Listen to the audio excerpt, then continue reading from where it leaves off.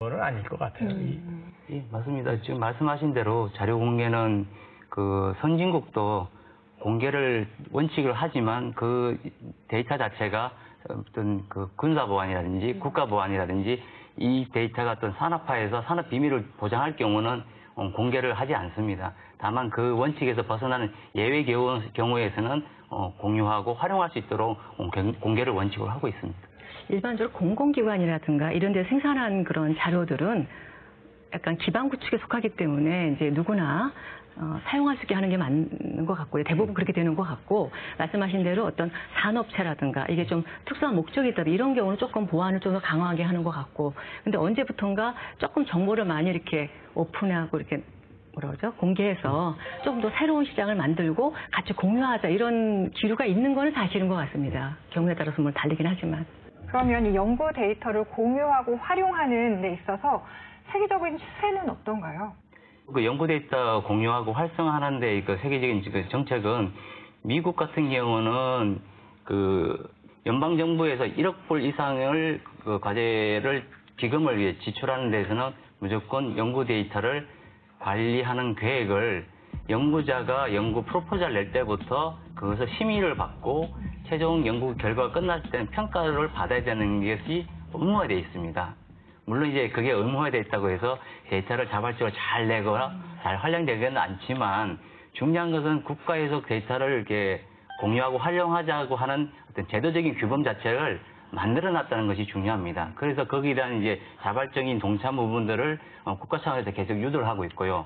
영국도 마찬가지입니다. 영국은 7개 연구회, 우리로 말하면 이제 NST 같은 그런 연구회가 7개가 있는데 거기서도 마찬가지 그 데이터 관리 계획이라고 하는 것들이 연구 계획서 자체에 아예 처음부터 심의를 받고 평가를 받게 돼 있습니다. 만약에 거기서 제출하지 않으면 심의 자체도 안 되고 기금도 받지 못하는 상황입니다. 그래서 우리나라도 올해 과기정통부 중심으로 해서 연구 데이터 공유 활성화 방안을 마련하고 거기에 대한 추진을 올해부터 조금씩 할 계획이 있습니다. 이제 우리가 기상청에서 기상정보 같은 걸 많이 만들어내잖아요.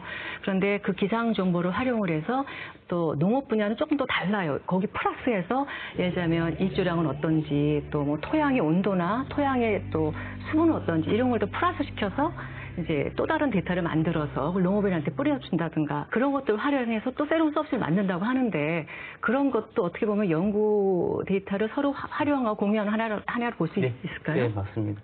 어차피 새로운 문제를 해결하기 위해서는 한 분야의 데이터 갖고는 절대 되지는 않습니다.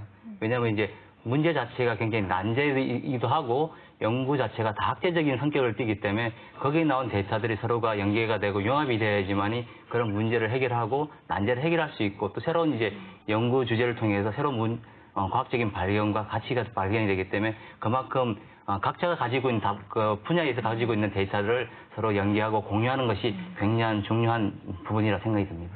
그렇다면 그 각 분야에서 가지고 있는 연구 데이터를 어떻게 하면 공유하고 또 활용할 수가 있을까요?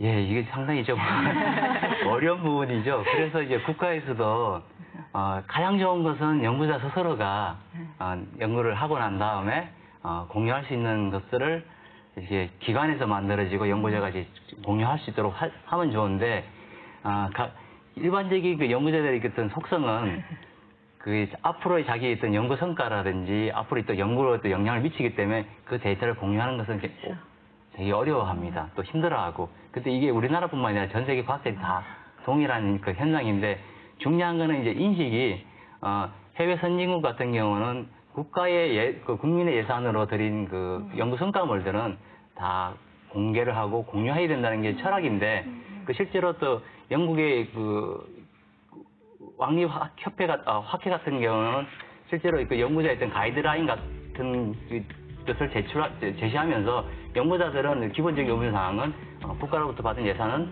통해서 어떤 성과물들은 공개하자는 거 선언을 했습니다. 그런 것처럼 우리나라도 그런 식으로 인식이 점차 바뀌어야지만이 달라질 수 있을 것 같고요. 아무리 법과 제도는 최소한의 규범이자 제도인 것이지 그것을 사회 전체의 어떤 인식이나 제도나 또 상황을 바꿀 수 있는 것 같지는 않습니다. 이렇게 저희가 이제 연구 데이터를 어떻게 공유할 수 있을까에 대한 이야기를 좀 나눠봤는데요. 사실 요즘에 빅데이터의 개념만